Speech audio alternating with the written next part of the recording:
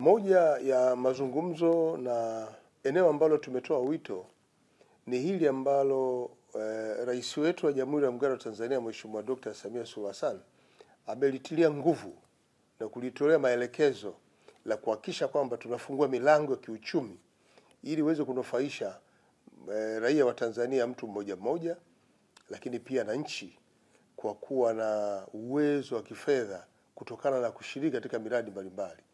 Kwa hiyo wito ambao tumeutoa kwa JICA kuhakikisha kwamba wanaendelea kutafuta taasisi zenye uwezo wa kifedha kwa ajili ya kuleta miradi.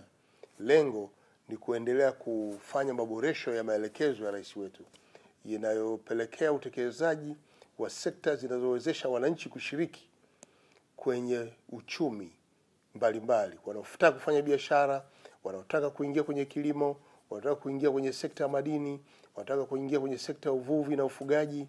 Haya ni maeneo ambayo tumewekea umuhimu, lakini pia sekta ya utalii ambayo inaajiri watu wengi sana.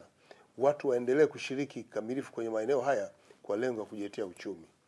JICA ametuhakikishia ataunga mkono jitihada za rais wetu za serikali yake kuhakikisha kwa inajenga miradi ya utoaji wa huduma za jamii na kuhakikisha kwa wananchi wa Tanzania wanaendesha shughuli zao za kibiashara kukiwa kuna huduma zote katika mazingira rahisi, ukilinganisha pia na elimu, afya, miradi ya maji ipo ambayo pia inafadhiliwa, ujenzi wa barabara, kwenye nishati ni maeneo ambayo pia yamewekewa mkazo na JICA katika kuleta taasisi mbalimbali, iwe ni serikali au sekta binafsi kuja Tanzania.